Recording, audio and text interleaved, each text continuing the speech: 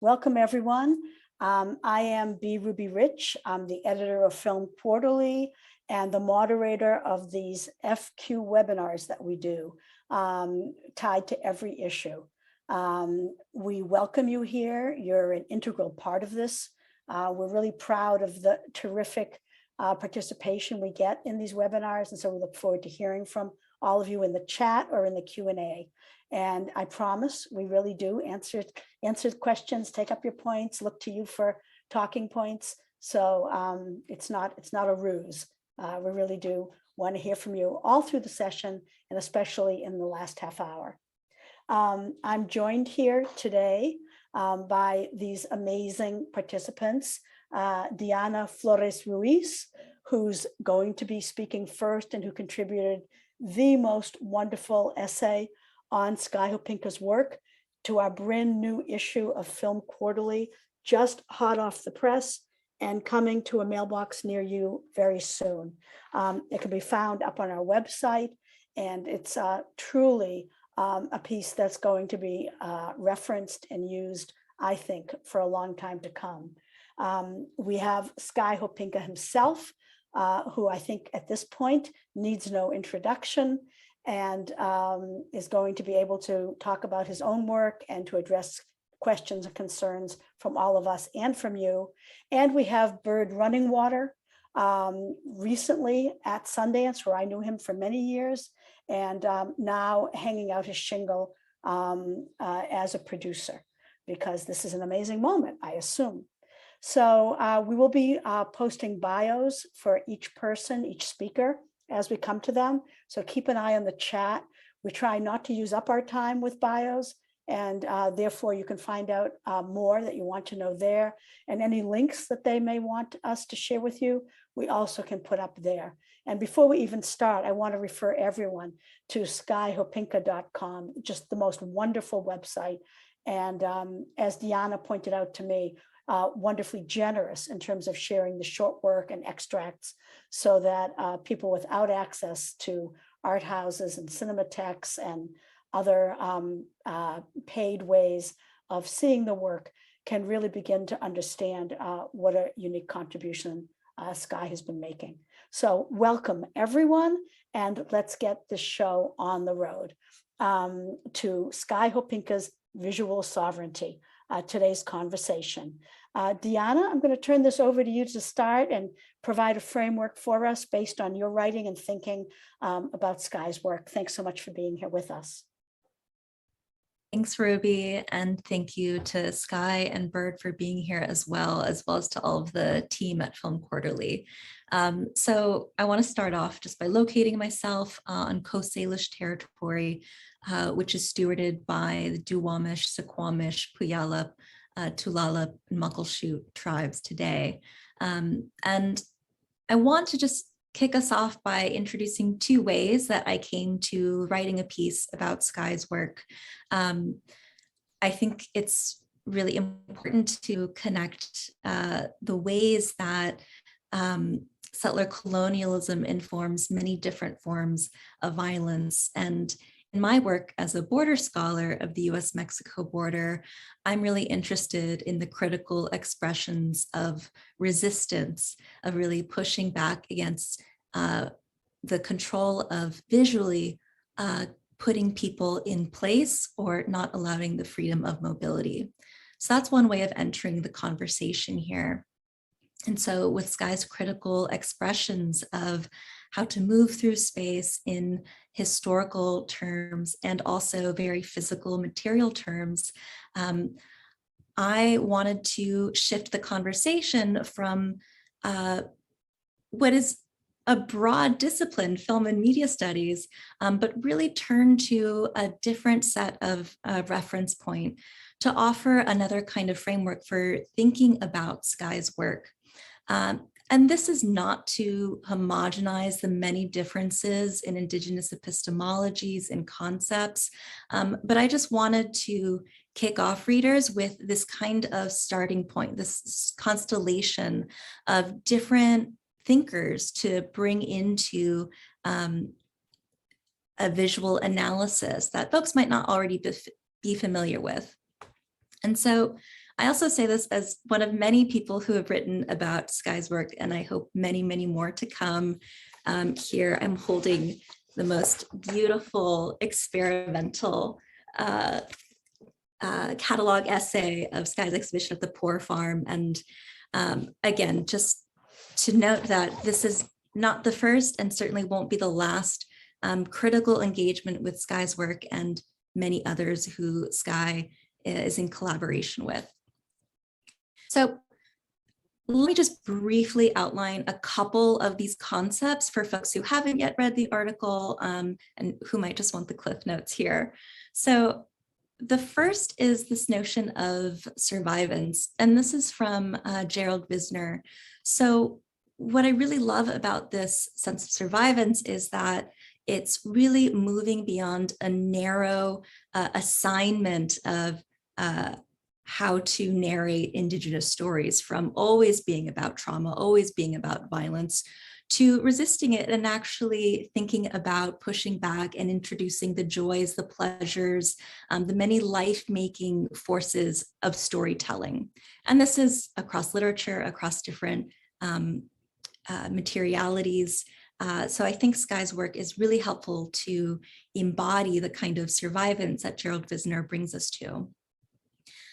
Another one, and that's been circulated in the title of this webinar, is that of visual sovereignty.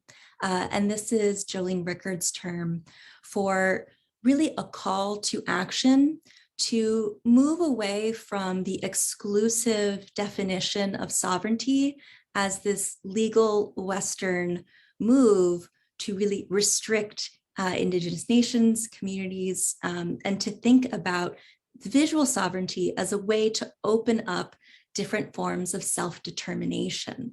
So really thinking about agency, and again, it's broad and it's not prescriptive. There are many ways that Rickard talks about expanding modes of visual sovereignty.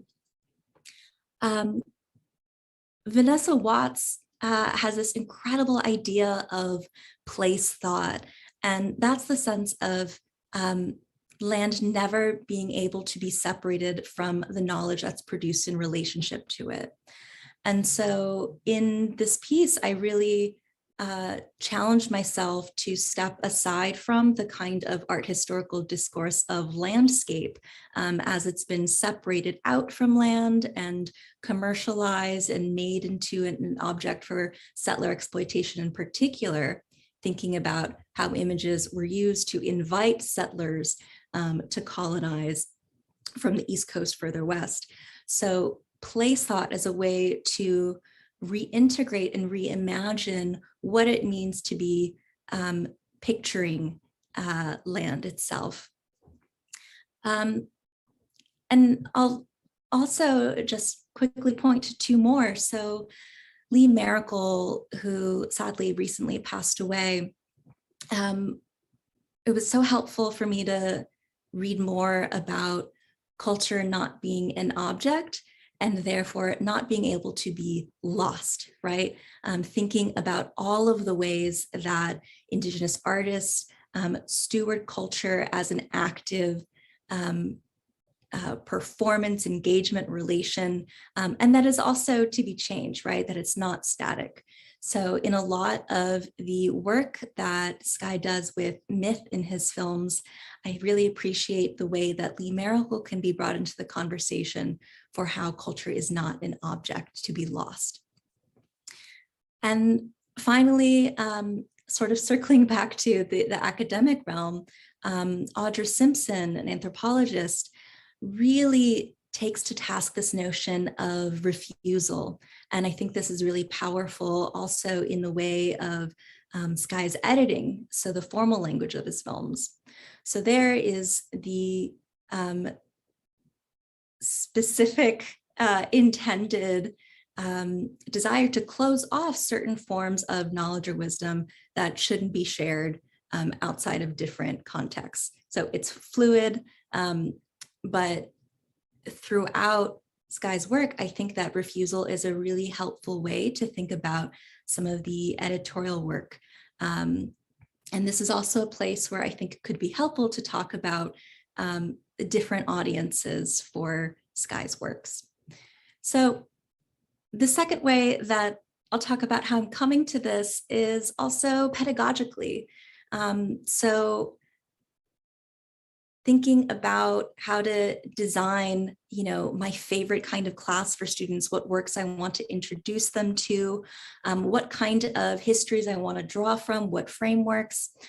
It was really important for me to think more about just adding things into a syllabus and instead wanting to think about this call to decolonize. So not just additive diversity, but really thinking about the language of cinema itself. And actually in a graduate seminar, I had a really great conversation with students thinking about, how thinking across Indigenous filmmaking and in particular Sky's work could help even unsettle some of the formal language of formal analysis.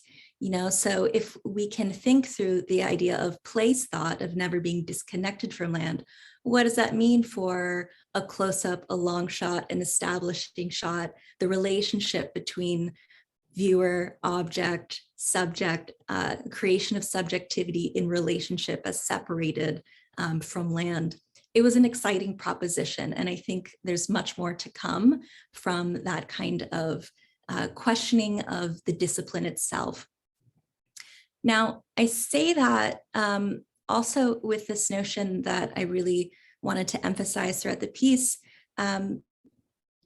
pushing back against what happens many times with Indigenous artists, many Black artists as well, is that there is a tendency in academic spaces, in art institutional spaces, to really exploit them for solving problems created under white supremacist knowledge formations.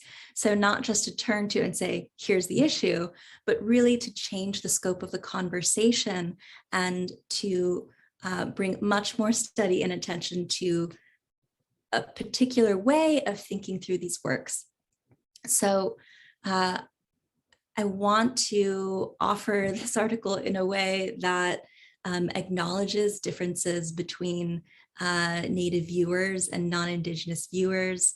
And I really want to bring in this idea of what Tuck and Yang call the settler moves to innocence.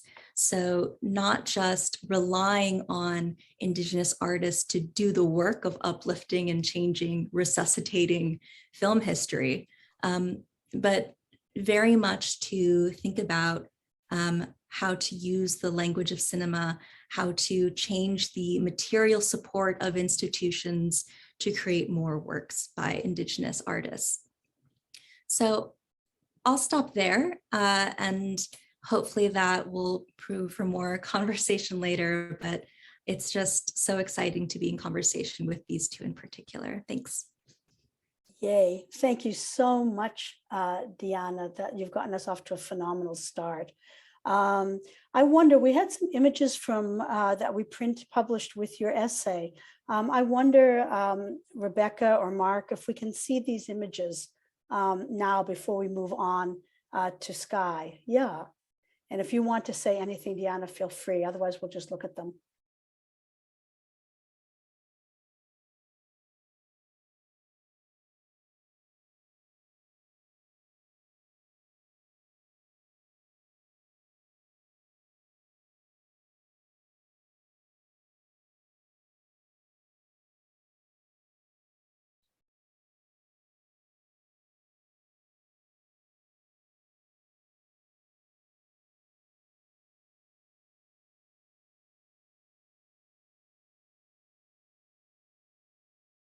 These all appear in the journal and appear online as part of the article.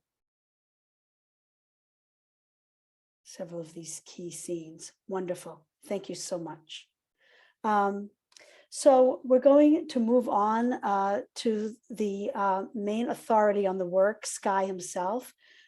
So delighted to have you here. I know you've been doing this all over the place, so I don't know which part of your thinking you want to share with us today, but we're really delighted to have you here, Sky, and to hear your thoughts on this current moment in your work and what you want people to be sure to know about your work for that matter.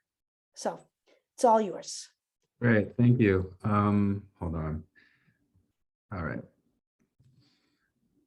Well, I mean, first, like, thank you, Diana, for the writing. I really appreciate it. And like, thank you, Bird, for being here as well and participating in this. And I think it's just part of that expansive idea of conversations that we can have and should be having that I'm really interested in, what I think the work is about or trying to do. And one of the things I was really appreciative in the essay, the article that Diana wrote, was that it touches on all these different theories and these different writings by these different indigenous thinkers, scholars, academics, intellectuals that are expressing them in ways that I feel like I don't know how to. I mean, I don't see myself as an academic or as a scholar, but just as a filmmaker. And this is the medium that I have to express these thoughts and ideas that I can't necessarily articulate in language. And to be in conversation and to, read Survivance by Jill Visner, read about visual sovereignty and then figure out how to apply that or how to relate to that or to see like how these thinkings were adjacent to each other and can connect to one another is really exciting for me. I mean, I think like I do take issue, not big issue, but with the title, like Sky Hopinka's visual sovereignty, it's like, it's not mine. I'm just like one of the many small pieces in a larger sort of movement of indigenous people that are exploring and asking these questions through writing, through film, through art, through painting, through being present, through performance, through music, and through all these different medias and all these different avenues to express these ideas. And with me, film has always been the one that has come most natural to me. Based on my background in music, music production, very, very poor music production. I wouldn't even call it music production, Pro Tools on my laptop with a guitar and a band, and writing poetry and being an English major and just like looking at literature and storytelling and finally picking up a camera and seeing that this is a way that I combine all these interests and all these different passions and all these different ways of knowing and expressing these ideas that I thought I was alone in having about what it means to be indigenous, what it means to be native in this country today, has been really fruitful, especially as it has, I don't know, it's like, when you think about something and you have these ideas and you're not sure who else is thinking them, but then you find a community, you find others that are having these same thoughts, maybe expressing them in different ways, and that you're all, I don't know, connected on some sort of like plane that is about the future and is about potential. Like that's like how I feel with these films. And especially where they touch on landscape and history and mythology and the potentials for those. I tend to not think of my films as caught in the past or caught in the present, but a little bit beyond that. That's why I like experimental film, because it offers ways of experimenting with these different forms, experimenting with myth making and storytelling in ways that, I don't know, might not necessarily be prescribed or have been established, but looking at the potential. I mean, I do say often that I think of these films as propositions, as questions, not as answers. And I don't want to be an authority on indigenous experimental film. I just want to be someone that is in dialogue with others who are asking these same questions with their work, with their writings, and with their thoughts. Abstraction has always been a way for me to try to deal with the ineffable aspects of indigenous culture, with native culture. I mean, even I go back and forth about indigenous recently, because I feel like there's something very specific to being native in this country, in the United States, that is unique as far as an indigenous experience. And I think that is something that's, I don't know, is worthy of exploring more or highlighting more or questioning more, how Americans think about Native people in this country or how they don't think about us. And really, how can this work? How can work made for an indigenous audience, for a Native audience, be part of not only bolstering those different aspects of indigenous culture and Native culture and media, but also just like further defining ourselves on our own terms. And I think that there's a lot of things going on right now that aren't just in the experimental film realm that are really amazing. I mean, with like a show like Reservation Dogs, like how does the presence of these indigenous people, these Native people, support just our presence and our acknowledgements? And I think that's it's very easy to marginalize and to ignore and overlook Native people, and it gets really old very fast. And for me to make a film that is about the ideas of reincarnation based on my tribe, the thoughts around processing something like Standing Rock, looking at recordings of my father and him singing songs, like all these are things that I'm not necessarily making for an audience other than myself, my family, and my tribe, and other Native people that know what I'm talking about or can understand the things that I'm referencing. And like that feels really important to me. And like that doesn't preclude a non-Native audience from watching the work or experiencing it or empathizing with it or sympathizing with it. But I think it just that recentering of a Native audience, I think is something that's really important and just a big part of the questions that I have about what the potentials are for Native cinema, for Native art, for just like Native presence. And I mean, I do go back often to thinking about survivance and just like that sort of Wikipedia definition about, you know, self-victimry or like resisting that self-victimization. And like there's a lot of different experiences when it comes to being Native in this country. And there's a lot of different ideas around what it means to be Native in this country. And I think that the more people that are exploring that or expanding that, the better. And even with the films that I make and the things that I do, like the techniques that I use, I don't think about that as like being mine, as like being proprietary or just like a certain move that I do. You know, like, I mean, I think that these are all part of a toolkit that I'm hoping to contribute and expand with the work that I make, that others can use, that others can apply to their own work, to their own process, to their own thinking, and find different ways to use them. I mean, I think a lot of the things that I do too are things that I've seen in experimental film from the 60s, from the 70s. And it's really nice to be in conversation with those filmmakers and to see how like hopefully like others will be in conversation with my work in the future, whether that's today, tomorrow, or in the next year or so, or however long. I don't know, I think it's all exciting. And I think that's, I don't know, I'm just like really looking forward to this conversation with Diana and with Bird and to hear the things that Bird has to say. That sounds like an out, doesn't it? Great. Thanks so much, Sky. That was terrific. And great to have you here representing. Bird, before we start with you, we're going to just do a little palette cleanser trailer of Bird greatest hits. So here we go. Hi, I'm Nick Ortiz, and you're on Native Ground, and I'm with Bird Runningwater. Okay, that is a really tight name. Thank you. Okay. Well, I work for Sundance Institute. I'm a programmer for the festival, so I'm one of the people who picks the films that get shown here at Sundance. I think my passion lies in storytelling. You know, I think as Native people, it's one of the things that I don't know if we often recognize enough that we possess inherently, is this ability to be storytellers, no matter what the format is, whether if it's a written format or a verbal format, or now I think with filmmaking with a visual format. We've had the development of an American film culture, an American film narrative, that has been very Western specific, because hardly anyone else was allowed to participate in the creation of narrative and the creation of films besides white men, even until today. Sundance Institute's Native American and Indigenous program has built is an Indigenous film circle. The circle kind of starts with all these different filmmakers coming from different lands and different places, and they can come in through the different support mechanisms that we have within the Institute. The relationship that I've had with Bird over the years, his dream to keep changing and evolving and just shaping this lab into what it is. Like, our relationship has become very rich, and I've always sort of felt like I can turn to him and to Alan for to the Native initiative.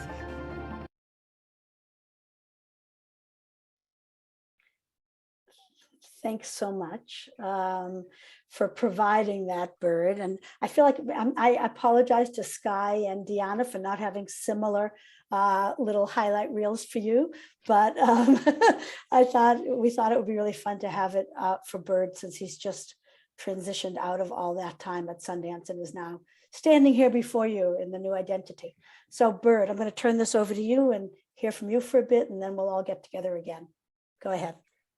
Thank you. I think I'm here to kind of, just provide a little bit more context, but I just wanted to acknowledge that I'm dialing in from Tongva lands here in California, in Los Angeles. And I belong to the Cheyenne and Mescalero Apache tribes.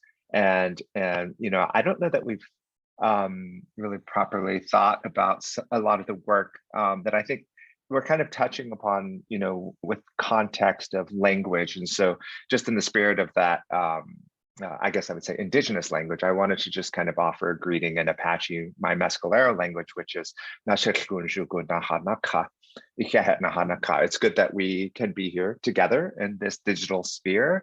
But I am kind of, as Ruby said, transitioning out of 20 years, almost 21 years at Sundance Institute, where I headed up the Indigenous program, which is one of the core programs of Sundance Institute, thanks to the mandate of the founder of Sundance, Robert Redford.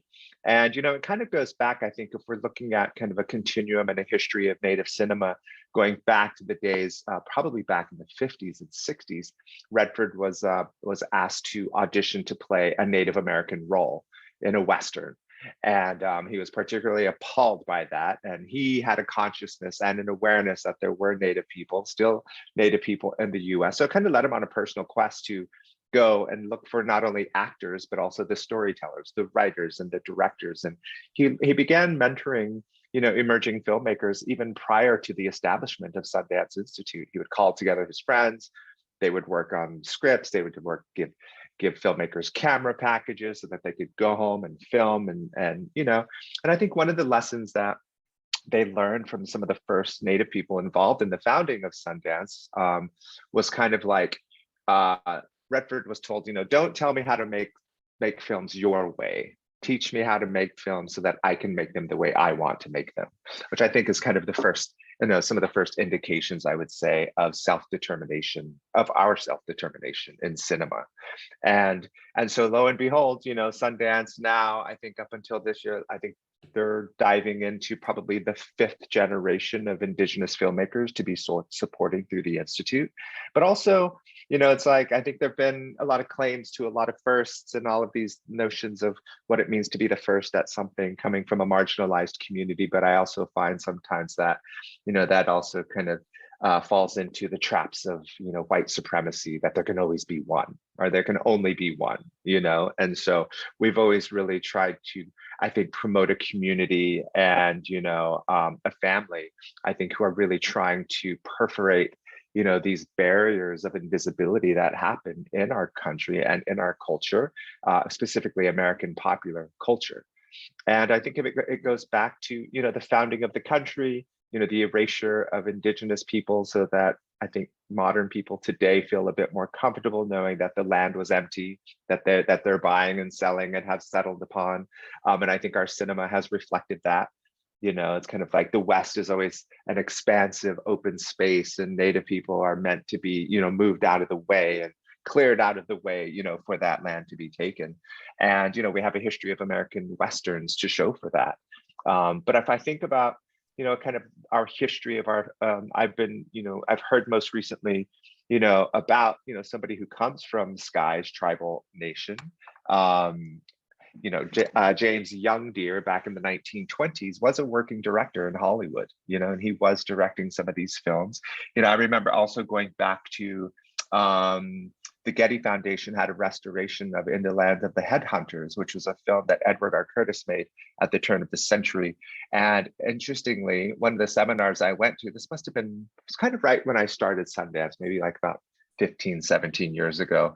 And some scholars did an analysis of the box office at the turn of the century between the 1800s and 1900s. And the marketplace was flooded with Native representations on film, most of it incorrect.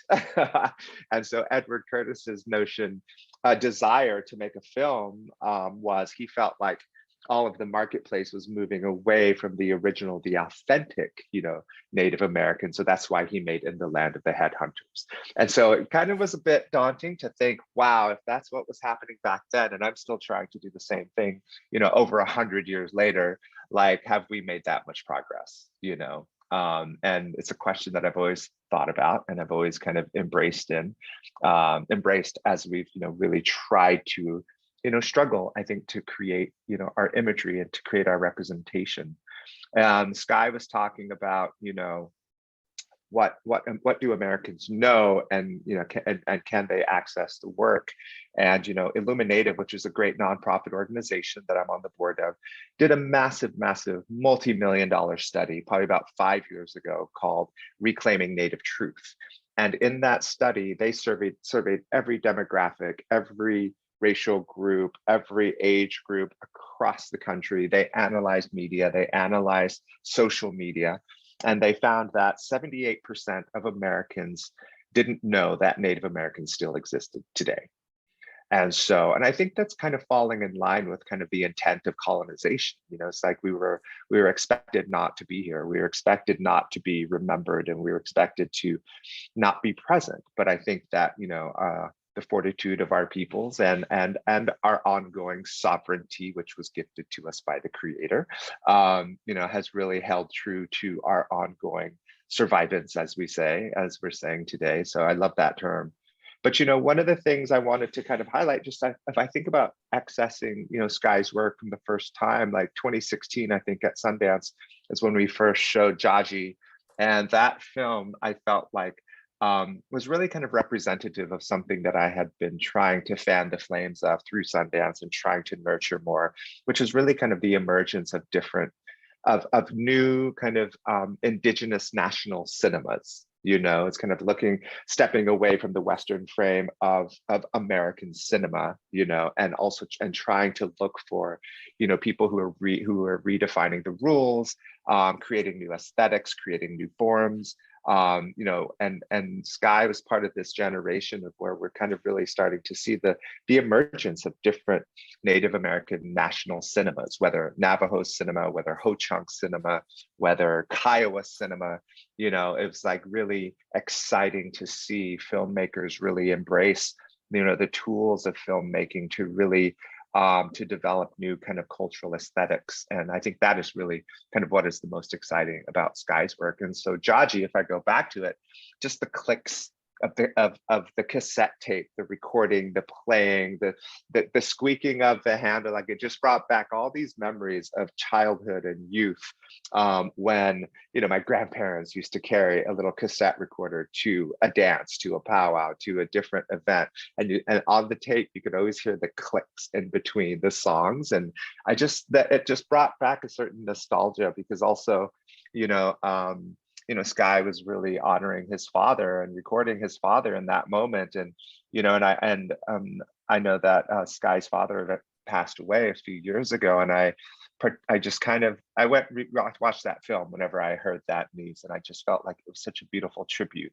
to him. And I felt like, I hope that he feels so fortunate to have that memory and to have shared that memory with his father in the making of that film. And so it kind of also speaks to, you know, the role that our cinema plays in our societies and tribal societies and in our cultures. It's, you know, we're always being described by Western critics as like American critics, specifically in American cinema, as you know, as being ethnographic. All of our films are ethnographic. They're all trying to capture things from through an ethnographic lens, but that's the thing that I feel like Sky is really pushing against, and also kind of just making, you know, cinema and visual storytelling an ongoing part of a longer, you know, tradition of ancestral storytelling. So those are, you know, some of the thoughts that I have, and I look forward to kind of talking more about these ideas. Wonderful, Bird. That's such a great setting of the stage, and really, really terrific. And I think we should start with where you ended. And I want to bring Sky and Diana back into this conversation now. In terms of, I really love this notion of new cultural aesthetics and of new, you know, nations, meaning not the United States, but meaning indigenous nations, nations of Native peoples. And I think these are both wonderful to keep in mind and to take on board. And I want to know, Diana and Sky, if you'd like to come in now and talk a bit about how that's reflected in the work. This question of terms of address, I think, is so crucial.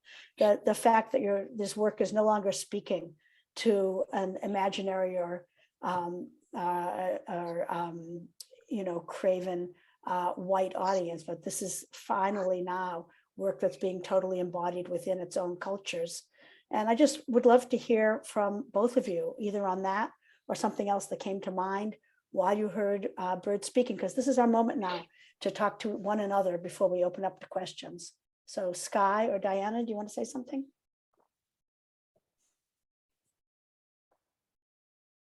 I'd love to hear Sky respond to this first. I have a different direction we could go in response, but I think it would be great for folks to hear more about how, Sky, you're thinking about these questions of audience. I know you've spoken about it many times before, but I think it would be helpful. I mean, it's like it's just a continuation, it's a lineage. Like, I mean, I would not be making the films I'm making without the work that filmmakers have done in previous generations. And I think that's really important to acknowledge and respect as they continue these conversations about who these things are for. Like there was I think like when I first started making experimental films, I would describe them as ethnopoetic, which was like a term that's this writer proposed for like those who traditionally have had the cameras pointed at them. What happens when they pick them up and start pointing them at the things that they want to point them at? And I was really drawn to that term in relationship to documentary and nonfiction and ethnographic film. But I mean, in the last like 4 or 5 years, I've started to turn away from that because I felt like, you can make films without having to respond to a white film tradition. So things like this ethnopoetic doesn't have to be a response to the ethnographic. And so then like, what then can I focus on? And like, how can I not feel so beholden to this history, this predominantly white male history of filmmaking, and start thinking about what are the films that I want to make that are untethered or unburdened by that past, or what is the past that I want to be burdened by, like what are the conversations I want to continue? And like that Ho Chunk Winnebago filmmaker from the 1900s, like all these different filmmakers that have existed and made films over the last 120 years, however long cinema has existed, there's been Native people there present. And so then like how then can, the audience that it's focused for, whether it's an Indigenous national cinema or a Ho Chunk cinema or whatever it is, would be part of an expansive conversation around those things. So one of the things that I wanted to bring in is bringing a comment you made, Sky, about not being proprietary about your work, and couple that with, another one of Bird's multi-hyphenate roles, serving on the preservation board for the Library of Congress. And so I'm thinking about, not only creating opportunities, right, for more artists to contribute, to tweak, to reimagine these lineages, but also, the structures in which images can be made, right, and distributed and seen. So I'm wondering if in your experiences you found any tension between this desire to not be proprietary about your works and some of the demands for being proprietary, even as it pertains to preservation, funds to restore works, different licenses to stream things, right? Just working between these two poles, because I think we know a lot of importance of preservation, but in many cases that knowledge might not always be approved or right for everyone to know. So I'm thinking about different access points and some of these kind of universalizing tendencies to think about preservation as always a good thing, and a demand for being proprietary about one's artistic work. Great question. Sky, do you want to weigh in on that a bit? Yeah, I mean, I do think a lot about like the cultural knowledge that is available, but also the cultural knowledge that shouldn't be shared, that has been exploited through ethnographic anthropological research, sacred ceremonies that were documented and written about and published in books. Like, I mean, just because that information is out there doesn't mean that it should be engaged with. And I think a lot about that with the films that I make and the stories that I tell. Like, I mean, it's only focusing on the things that can be shared, that I have permission to share, that is okay for an audience outside of like a Ho Chunk audience or a Chinook audience to know about or to hear. And like, that's what I also enjoy about film, the possibilities of expressing these things that can't be described through a visual language, through abstraction, through these different sort of digital sort of artifacts or whatever they might be, as a way to create a different language around that. Whereas like, if you know, you know.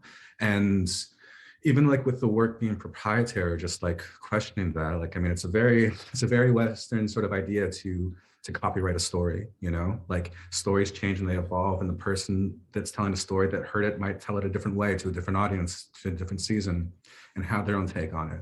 You know, I'm really interested in that sort of form of communication, or just like transmutation of stories and how they exist, which makes it really unique for moving image, because it is kind of like locked in, you know, it's a picture lock, literally. But then like, how can something be riffed on or be told in a different way? That's so fascinating. I mean, it brings to mind something like sampling in music, and use of archival materials, and the use and misuse of other films. Or even like, I mean, like a tradition that, like, you know, a lot of Americans might know, just the folk song tradition, you know, like these are folk songs that change and have been brought, you know, over from Scotland, Ireland, wherever, and like they change and they adapt. And it's not about authorship until, I guess, maybe the 60s folk revival, but that's not a rabbit hole that we'll go down. We'll stay away from that. Yeah.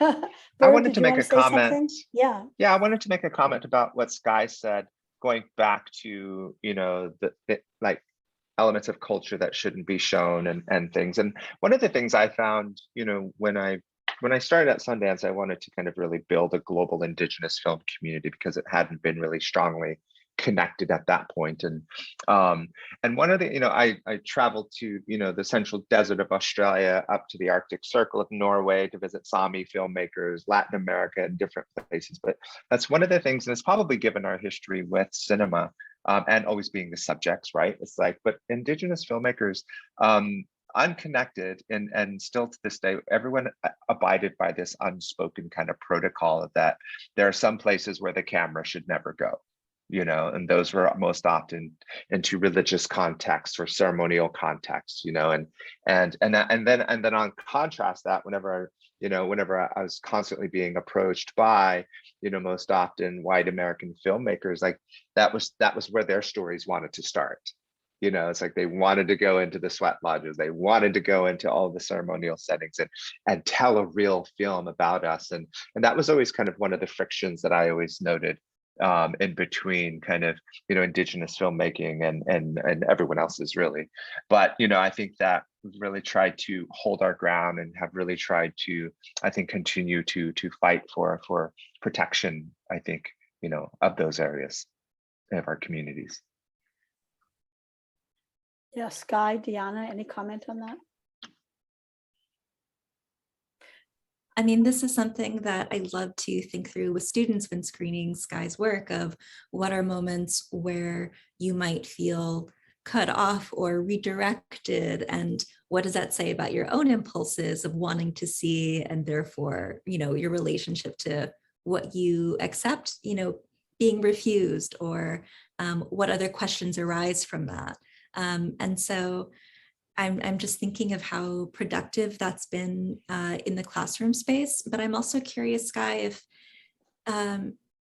if this is something that I'm thinking between some of your films and your calligrams, knowing that these are both ways that you are reworking archival materials and thinking about what to share, right? So I'm wondering if in the calligram work, and maybe if you could explain what that is for folks, how you're thinking about retooling and resharing information that originated from anthropological extraction.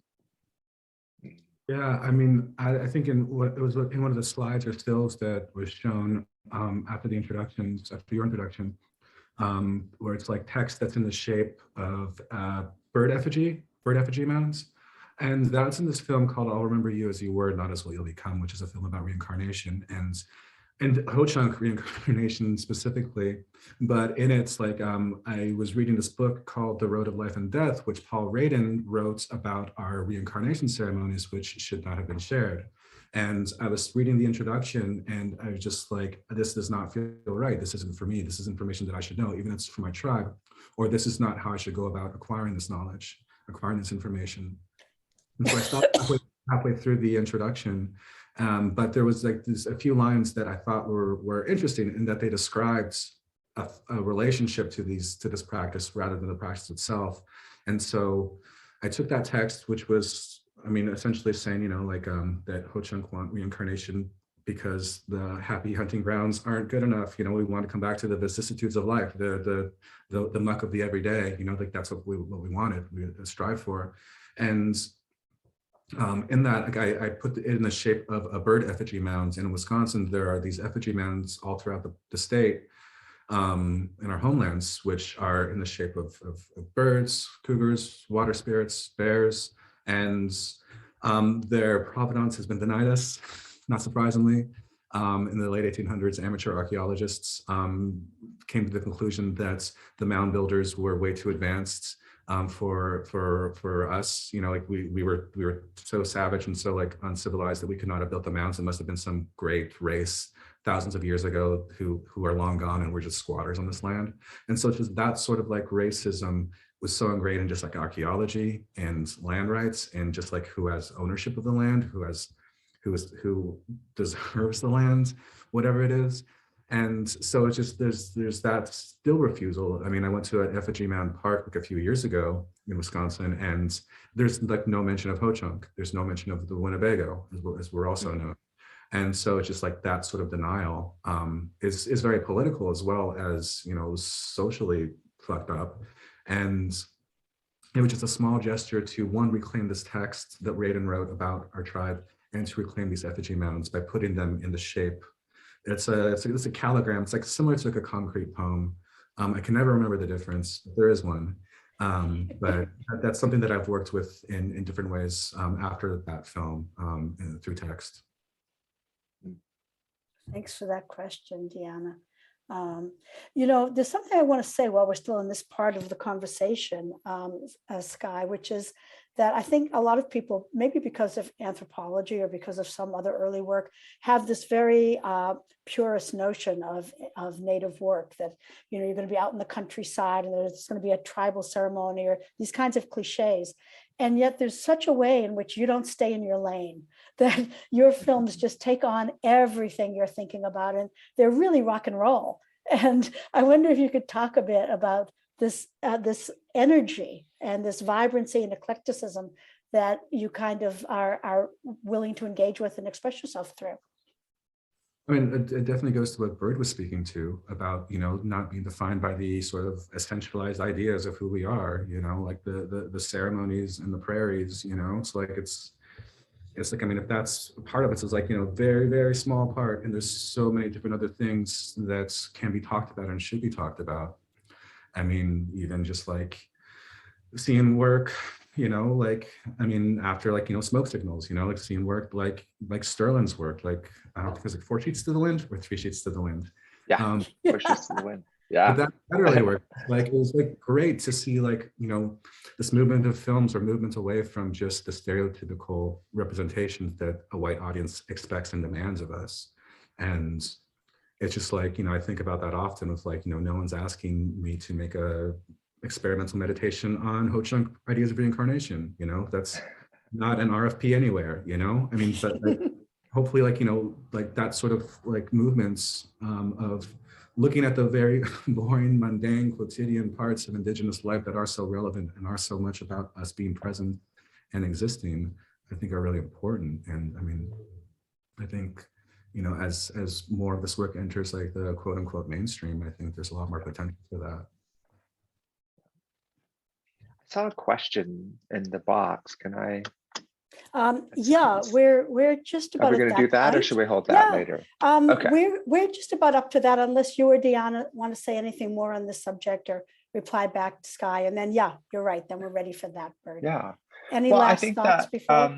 One of the things I'm curious about with Sky is, I know I made the statement about kind of self-determination, I guess, in Indigenous cinema, but I feel like a lot of times that's practiced at all levels, like not only the form of it, but even going back to the creative practice and even the production method.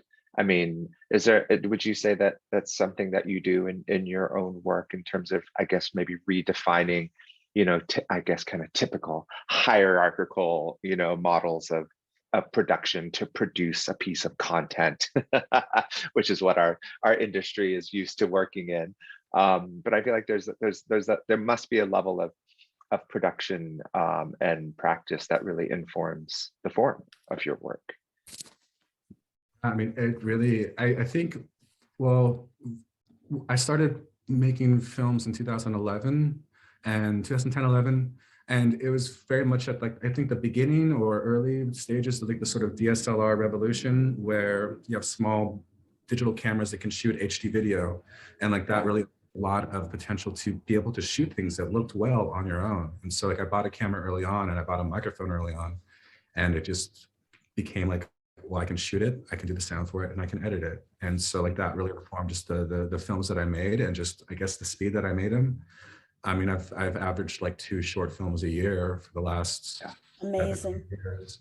But it's just very much like I'm out, I'm shooting, I'm with friends, I'm with family, I'm on the road, I have these materials, the ideas, and then it's just like the only thing that kind of held me back was like when I would have my camera in pawn, which so recently I've thankfully had to stop doing, but it's just that sort of cycle of just, you know, being able to make work and make it quick and just like make it however I wanted to. A lot of that is due to like the affordability of cameras that are HD, and, you know, having a lot of like resources like YouTube, blogs, and friends. And actually, I learned how to edit when I was taking classes at Portland Community Media, which is a public access station in Portland, Oregon. That's so wonderful to hear, because you're almost describing a practice that's more like what we think about with musicians or poets or writers than with film. And it's wonderful to hear this, the way in which the technology of that moment really helped shape your practice. That's great. Diana, did you want to say something else before we open it up? Well, I'm just thinking about the kind of hinge between Sky's works and also what Bird has cultivated in terms of creating community. And also, right, the certainly experimental forms welcome and make at home a lot of the editorial decision that Sky makes, how folks might be practiced in a certain way of experiencing these works. But even, I mean, in the first couple episodes of Reservation Dogs, right, you see these really amazing, surprising, humorous, dynamic, formal decisions. Like I'm thinking of a moment of blurring an owl's eyes, right, early on.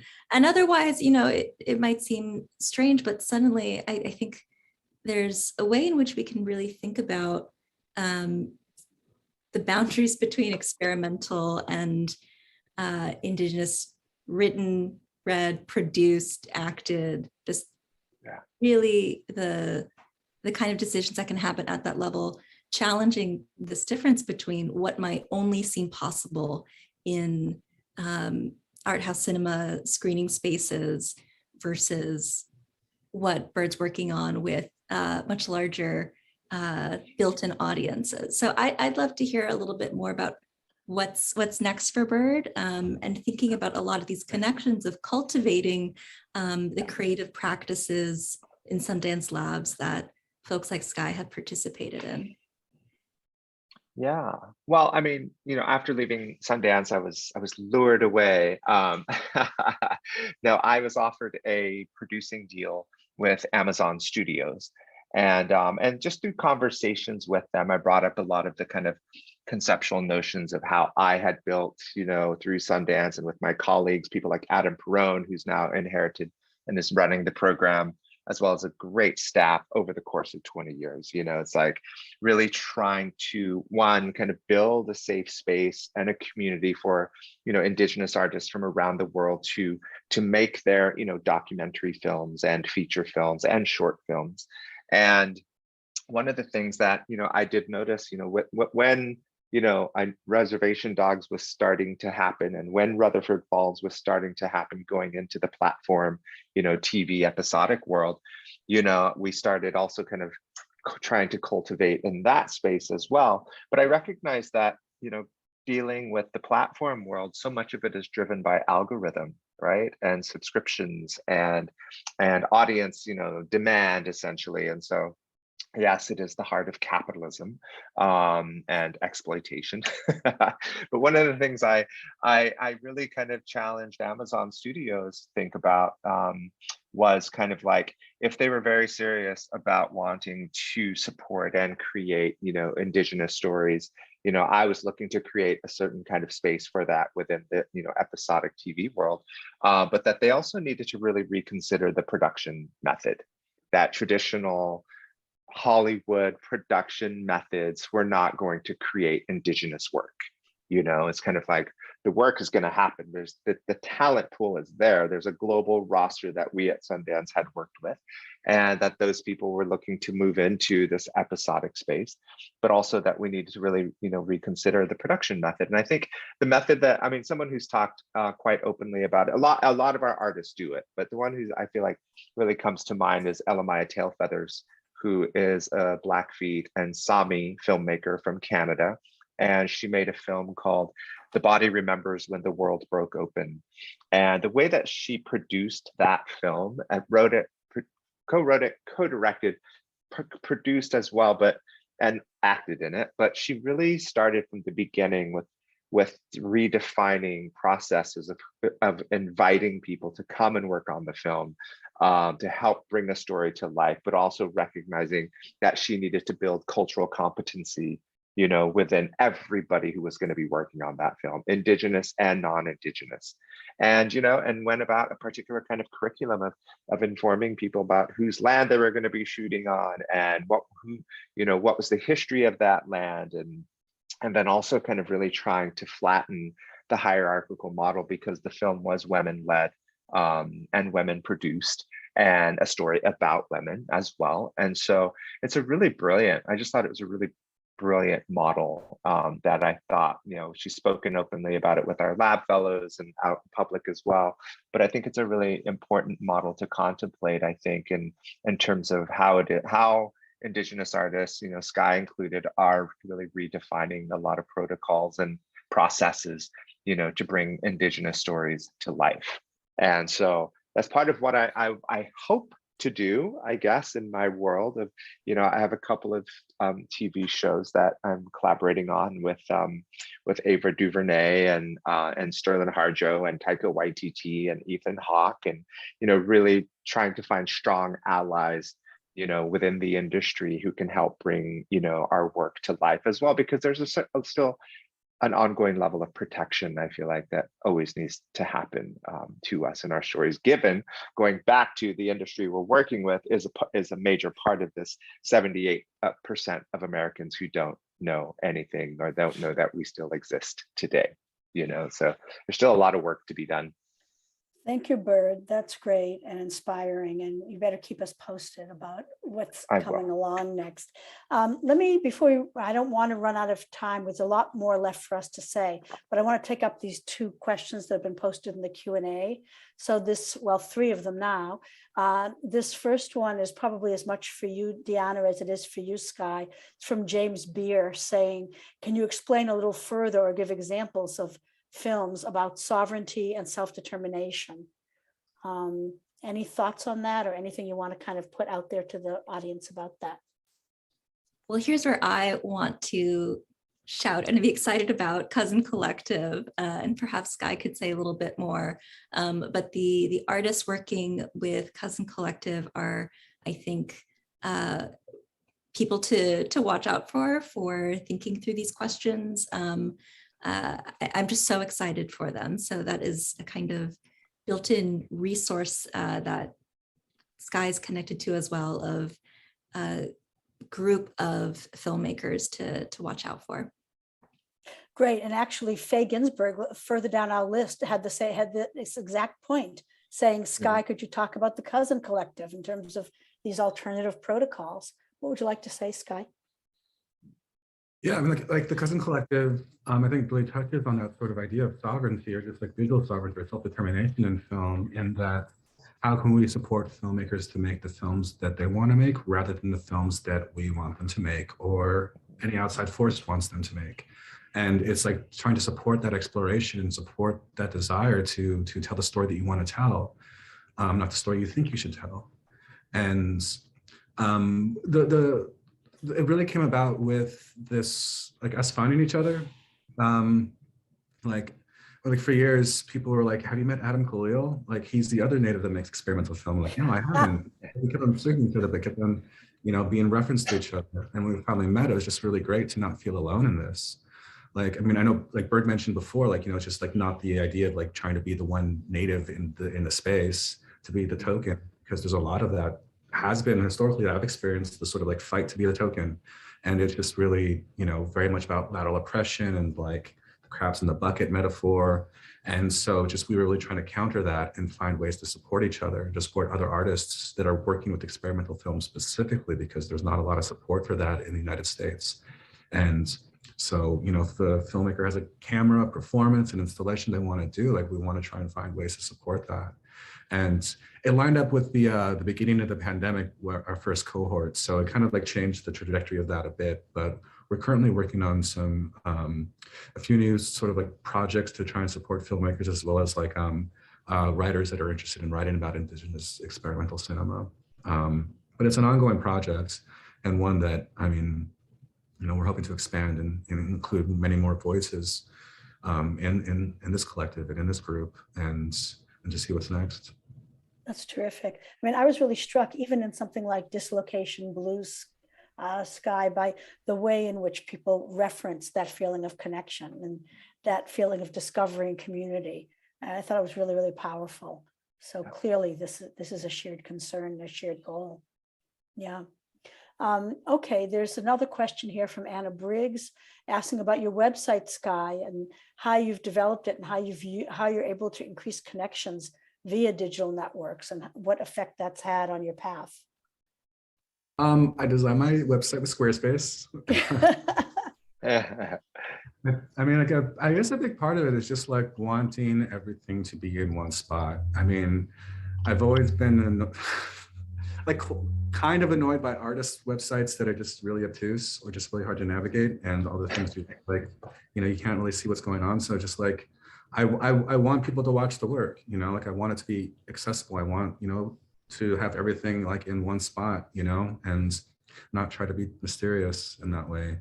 And it's just like, as much as I can help contextualize or try and explain what I'm doing is helpful for not only for an audience, but for myself. I mean, I think as I started to work with more installation, with more photographs, with more writing, it just became hard for me to think about how do all these different pieces fit together. And so the website is also a way for me to kind of start thinking about how these things exist amongst each other, and to see how expansive like a practice can be, and how, you don't necessarily have to like, if you're a filmmaker, you can like do writing, you can do poetry, you can like do a lot of other things. And all of those things can be part of your practice that creates a constellation or a web of different ideas. And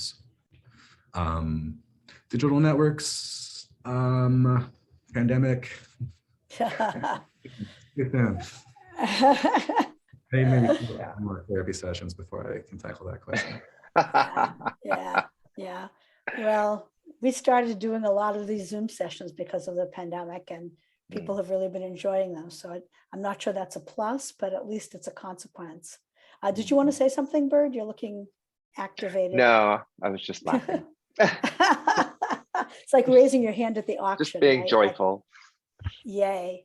So here's another question from Suyang Park Primiano, saying that she apologizes for what she claims is a pedestrian question, but I don't think it is, that she's been recently asked to create an undergraduate course on Indigenous cinema for the new Native American and Indigenous Studies program at Kennesaw State University, which sits on former Creek and Cherokee land in Georgia.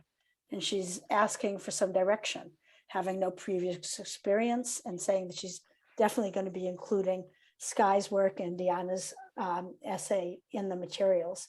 So any pointers, any further work? And I would say, go to Diana's footnotes. That's what I would say as well. Yeah. But let me ask the three of you, do you want to get, here's your chance to shape a generation of students. What do you want to tell her? Oh, I would say, given that, our community's roots are, I think in terms of the modern history really kind of started in, in documentary going back to kind of like the 80s. you know, I would say like Vision Maker Media has a really amazing catalog of work, of historical work that was really mostly created for PBS. That's why so many people focused on documentary in the earlier years, because that's where there was a lot of funding. You know, I also wanted to, you know, I know that Adam has really kind of been looking into kind of the work of Victor Masaesfa, but he's a Hopi filmmaker who was making really interesting cultural work back in, you know, back in the 80s and 90s. And I know Vision Maker supported him, but you know, he's such an interesting, you know, influence, I think, on where I think connecting the pieces along all the realm of documentary, experimental, culturally based work, and you know, historical cinema as well. Oh, I'm so glad you mentioned that, Bird. That Victor's work was so influential back in the day. I'd love to see it being introduced to, you know, to a whole new moment. That's wonderful. Sky, Diana, anything else? I just want, oh, go ahead. Please. I just want to, you know, turn back to that moment of Bird saying, oh, I was just being joyful. I think it's important to think about the narrative arc of a syllabus and how you're introducing students to questions of Indigenous representation.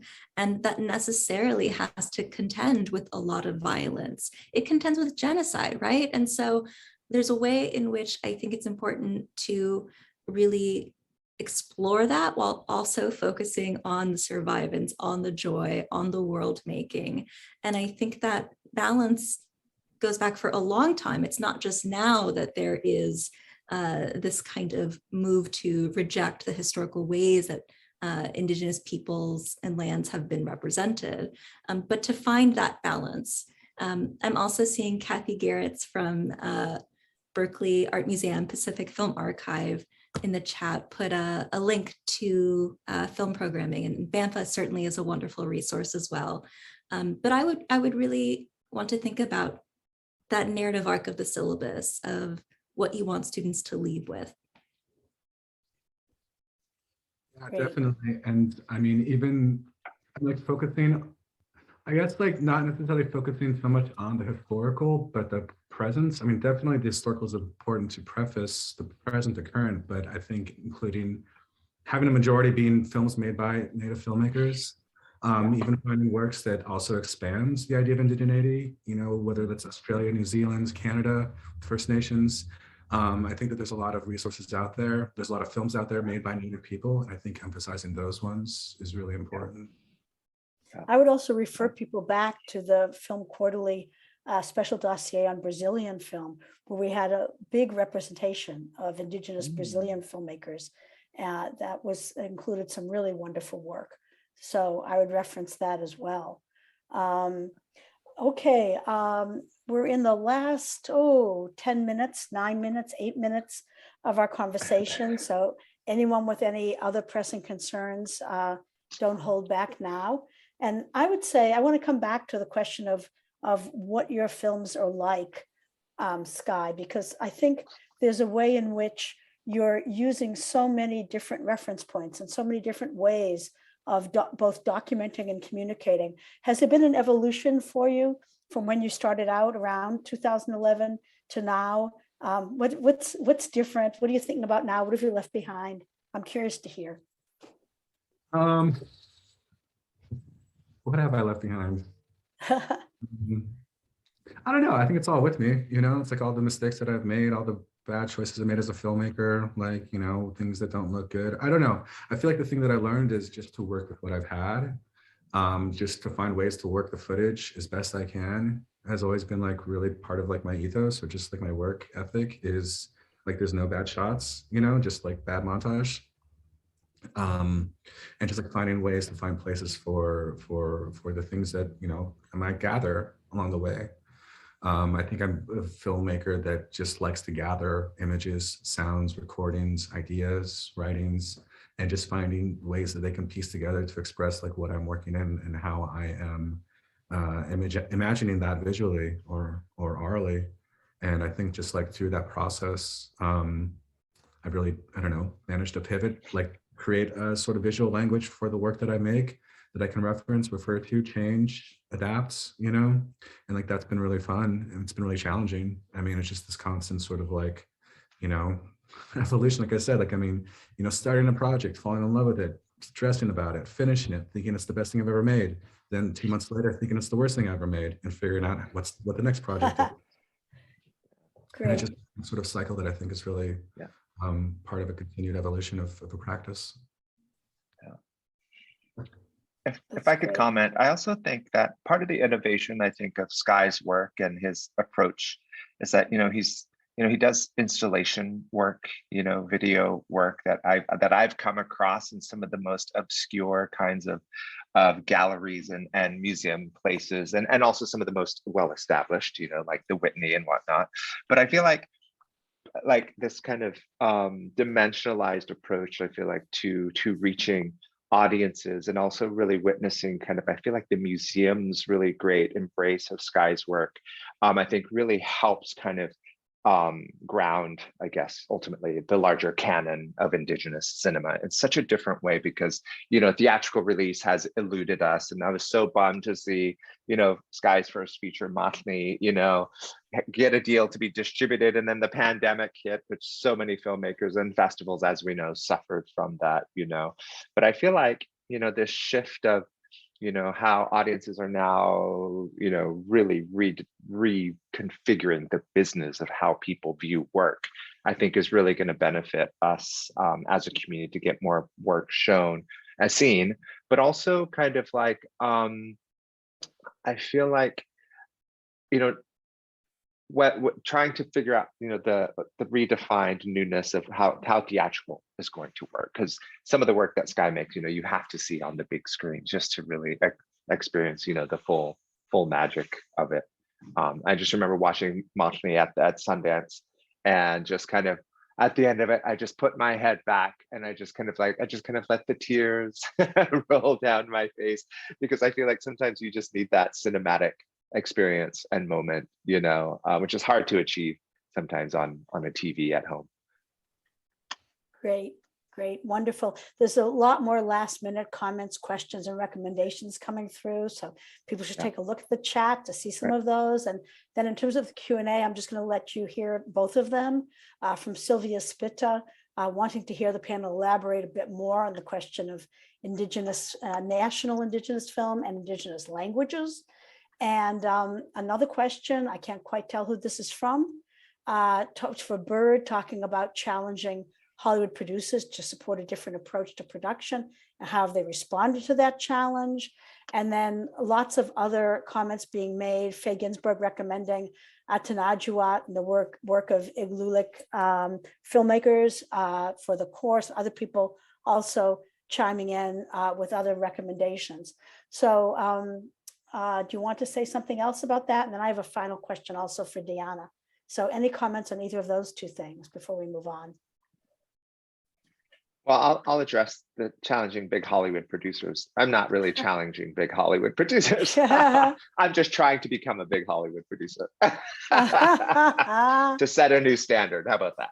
No, I know it's a difficult path and challenge, but you know, it's an uphill battle. You know, it's like it's an industry controlled most often by men, and you know, hierarchical notions of the way things should be. So yeah, it's difficult. Great. Anyone else? Okay. That relates to like the national Indigenous film sort of question, or just like Indigenous language. I mean, like I've often thought about like with the short films, like early on, like these are proof of concept, because if I try to write it out or explain what these films are, it's like no one's gonna. I've gotten a lot of blank stares and a lot of like, are you sure? Like in grad school and all that. But it's just like, you know, making work that's kind of like functions as a proof of concept. Like this is what this can look like is really helpful. And thinking about what does a Ho-Chunk film look like in terms of like, you know, Ho-Chunk national cinema. And also it's just like, I mean, like a film early on that really inspired me was Uncle Boonmee Who Can Recall His Past Lives by Pechanga Weerasethakul. And it's just a film that is very specific to a Thai audience. And like, there's a lot of things I don't have access to. And it was just seeing like, you know, how a Western audience like enjoys that. They're not asking the same questions about to explain what things mean to like a native audience, you know? And so it's like, well, I want that too, you know, like when can, you know, an audience just like not feel they're entitled to know everything that's going on in a film, but accept that there's things that they can't know and in fact enjoy that, or just acknowledge that or respect that. And so I think like those things kind of like function along the same trajectory or in the same sort of like sphere of figuring out what Indigenous cinema looks like and how that establishment can also push forward these conversations that maybe Hollywood is having or producers are having, and the stories that they're willing to tell or embrace, or the people they're willing to seek out and ask to hear from. Yeah. Great. I wanted to ask one other thing. The piece that you wrote, Diana, starts out with the title Desire Lines, Sky Hopinka's Undisciplining of Vision. I wonder if I could get you to talk a little bit about desire lines before we finish out here, because I think that's such a powerful way of thinking, not just a metaphor, but you know, a whole category of structuring. Sure. Yeah. It comes from landscape architecture, this concept of desire lines. But I'm sure folks would recognize this in their everyday experiences. When you're on a sidewalk, but you notice a kind of foot-worn path that's a shortcut, or maybe it's signaling there's something interesting to look at there, things like that. So perhaps with the kind of stillness of the pandemic, I was just thinking a lot about how I wanted to conceptualize what I see works such as, not exclusively, but such as Sky's doing. And I think there is a lot, you know, we've mentioned the kind of conventions of experimental cinema, really being hospitable to the kind of interventions that Sky makes. So I think there are really great historical routes, conventions, things to follow. But film after film, and again, Sky really is prolific here, there are interventions done at the formal level, at the level of historical representation and shooting back. And each of these films and the works of Cousin Collective, they're really, you know, changing the direction of how to think about the role of moving images in our everyday lives and their political potential as well. So it's a conceptual move, but it's also rooted to land, right? And what it means for one person to want to make a mark and to insist on a different direction, that the routes that have been there, that have been designed, might no longer serve the directions that people need to move in. Thanks for that. Any thought on that, Sky, that you had in mind? I just really appreciated like the thoughtfulness and these approaches and framing of the work and the response to it by Diana and the writing and everyone else that has watched it and thought about it. It just really means a lot. And I mean, it just like points to like there's a lot more natives out there making a lot of interesting work. And I think that's really important to seek them out and to keep eyes and ears open for these filmmakers and these artists that are doing things. And like, I'm not the only one, and I don't want to be the token, you know? And I really encourage everyone to seek these artists and filmmakers out. Bird, anything to add to that? Yeah, I would agree with that. I think that, you know, we're just now seeing kind of, you know, I guess with our first 2 TV shows and all the others that I hear about that are forthcoming, you know, I think, you know, we're seeing a lot more. Well, if I go back to kind of one of the things that I think about Smoke Signals, you know, Smoke Signals was back in 1998 when it premiered at Sundance. It kind of was a very kind of pan-Indian kind of approach to a story. You know, that wasn't, you know, overtly tribally specific. And so I feel like so much of the inspiration that other Indigenous filmmakers took from the success of that film that Miramax distributed was for them to kind of really look into their tool set and their point of view to really think like, how could they create something that was maybe a bit more tribally specific. So I have to give credit to, you know, to Smoke Signals, I feel like, for that approach. And also because, you know, they were challenged by, you know, the capitalistic marketplace to have to raise, you know, capital investment, you know, equity investment of a couple $1 million to create, you know, a feature film that would sell and ideally make profit. And so that's the particular model of the old days of indie film. I feel like that don't often happen so much anymore. But even most recently, you know, Lyle Mitchell Corbin Jr. and his film Wild Indian, which premiered at Sundance and was distributed. And I feel like the times are getting a little bit easier when it comes to kind of more of the equity finance kinds of thing. But still, like, that's just one model of filmmaking. If you look at the way that Sky works and the way that other filmmakers are working, whether in experimental or documentary, or even now kind of VR, AI, you know, like, we're just seeing such a broadening of all of the work that's coming out. And I just can't wait for everybody to witness it, you know, through whatever medium platform they get access to it. Great. Are you going in that direction at all, Sky? Slowly. I mean, I'm still like have no idea how to be on set or like what that would even feel like. But I know I would do it in my own weird little way. I'm sure. No doubt. No doubt. Any last comments, Diana, before we log off? I just really appreciate, even with all this attention and really praises we're singing for Sky, that he's insisting on the work of others. And I think that for those tuning in to really take that to heart, and I co-sign and appreciate that. Yeah, it's a beautiful model. We thank you for your work, Sky. And Diana, this is, again, the most wonderful piece. I urge people to take a look at it. I'll put the link in here, though unfortunately it's behind a paywall, but most universities can access it, or people with access to libraries can access it often. And Bird, thanks so much for gracing us with your presence at this key moment. And we're already hearing from the audience, fantastic discussion. So thank you all, and go forth and do wonderful work. Thank you. Thanks for having me. Yeah. Everybody.